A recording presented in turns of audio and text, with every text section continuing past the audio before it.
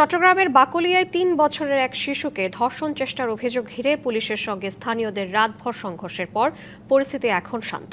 ওই এলাকায় অতিরিক্ত পুলিশ মোতায়েন আছে। অভিযুক্ত যুবককে পুলিশ হেফাজতে নেওয়া হয়েছে, তবে ঘটনায় এখন পর্যন্ত কোনো মামলা হয়নি। এদিকে শিশুটিকে মেডিকেল পরীক্ষার জন্য হাসপাতালে পাঠানো হয়েছে। চট্টগ্রামের বাকলিয়া থানার চেয়ারম্যানঘাটা এলাকার ওই বাড়িতে বৃহস্পতিবার ৪ বছরের এক শিশুকে ধর্ষণ চেষ্টার অভিযোগ ওঠে এক ডেকোরেটর কর্মীর বিরুদ্ধে। খবর ছড়িয়ে পড়লে স্থানীয়রা অভিযুক্তদের বাসা ঘেরাও করে বিক্ষোভ শুরু করেন। খবর পেয়ে ঘটনাস্থলে আসে পুলিশ। তাকে থানায় নিতে গেলে শুরু হয় উত্তেজনা। অভিযুক্তকে তাদের হাতে ছেড়ে দেওয়ার দাবি জানায় বিক্ষুব্ধরা। এক পর্যায়ে পুলিশও অবরুদ্ধ হয়ে পড়ে। এ সময় শুরু হয় সংঘর্ষ। এ সময় স্থানীয়রা পুলিশের একটি গাড়িতে আগুন ধরিয়ে দেয়। পুলিশ টিয়ারশেল ও সাউন্ড গ্রেনেড ছুড়ে তাদের ছত্রভঙ্গের চেষ্টা করে। এতে অন্তত ৩০ জন আহত হয়েছেন। এ বিষয়ে আরও খবর জানাতে চট্টগ্রাম থেকে সরাসরি যুক্ত হচ্ছেন সহকর্মী শহীদুল ইসলাম। শহীদ, আজ কি অবস্থা দেখছেন? বিক্ষোভকারীরা কি বলছেন জানাবেন। এখানকার যে গতকাল যে বিকেল থেকে যে রাতভর যে সংঘর্ষ, সেই সংঘর্ষের পরেই আসলে পরিস্থিতি এখন শান্ত রয়েছে। আমরা যে এলাকায় যে ভবনে আসলে ঘটনাটা ঘটেছে এবং যেখানে আসলে যে অভিযুক্ত যে আসামি তাকে আসলে যেখানে অবরুদ্ধ করে রাখা হয়েছিল সেই ভবনের সামনে আছে। আপনি দেখতেই পাচ্ছেন এখানকার যে পরিবেশ আসলে সেটা পুরোপুরি শান্ত বলা যায় এবং মানুষের যে স্বাভাবিক জীবনযাপন সেটি আসলে করছে। আমরা দেখতেই পাচ্ছেন যে গতকাল এই ভবনে আসলে যে ধর্ষণ চেষ্টার অভিযোগে যে মনির নামে যে একজন অভিযুক্ত, সেই অভিযুক্তকে এই ভবনের ভেতরে আসলে আটকে রেখেছিল স্থানীয় জনতা।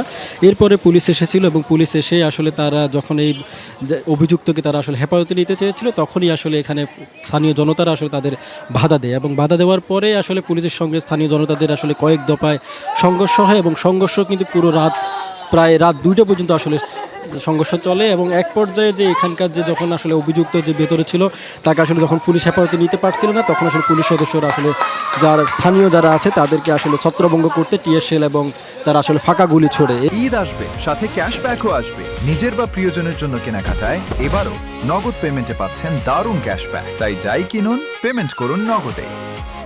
এরপরে আসলে স্থানীয়দের সাথে তাদের দফায় দফায় সংঘর্ষ হয় এবং সংঘর্ষের পরেই আসলে রাত 10টা নাগাদ আসলে যে অভিযুক্ত মনির আছে তাকে আসলে পুলিশ হেফাজতে তারা নিয়ে যায় এবং নিয়ে যাওয়ার সময় আসলে এই এলাকার বিদ্যুৎটা আসলে বন্ধ করে দেওয়া হয় এবং এরপরেই আসলে পুলিশের জ্যাকেট পরিহিত অবস্থায় তাকে আসলে এখান থেকে উদ্ধার করে তারা আসলে পুলিশ কার্যালয় যেটা বাকলিয়া থানা আছে সেখানে নিয়ে যায়।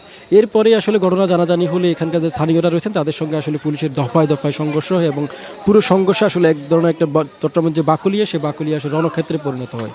এরপরেই আসলে রাত 2টা নাগাদ পুলিশ আসলে ঘটনা পুরোটা আসলে নিয়ন্ত্রণে আনে এবং নিয়ন্ত্রণ আনার পরেই আসলে এখানে ঘটনাস্থলে যে অতিরিক্ত পুলিশ মোতায়েন রয়েছে আমরা দেখেছি চট্টগ্রামের বাকলিয়ার আনাচে কানাচে আসলে অতিরিক্ত পুলিশ মোতায়েন রয়েছে। এরপরেই আসলে আমরা থানায় যোগাযোগ করেছিলাম আজ সকালে। এখন পর্যন্ত আসলে এই ঘটনায় কোনো মামলা হয়নি, তবে পুলিশ যেটা বলছে যে এই ঘটনায় 2টি মামলা হতে পারে। একটা হচ্ছে ধর্ষণ চেষ্টার অভিযোগে তা মনির হোসেনের বিরুদ্ধে আসলে একটা মামলা হতে পারে, পাশাপাশি যে স্থানীয়রা যে পুলিশের কাজে বাধা দিয়েছে সে বাধা দেওয়ার ঘটনায় আসলে একটা মামলা দায়ের হতে পারে। তবে এখন পর্যন্ত মামলা দায়ের হয়নি, তবে পরবর্তীতে যখন মামলা দায়ের করা হবে সেটা আমরা আপনার মাধ্যমে দর্শকদের আমরা জানিয়ে দিব। এবং এরপরে বলা যায় আমরা শিশুটি মেডিকেলে এখনও রয়েছে এবং মেডিকেলে আমরা কিছুক্ষণ আগেও তার শিশুটির যে পরিবার তাদের সঙ্গে কথা বলেছিলাম।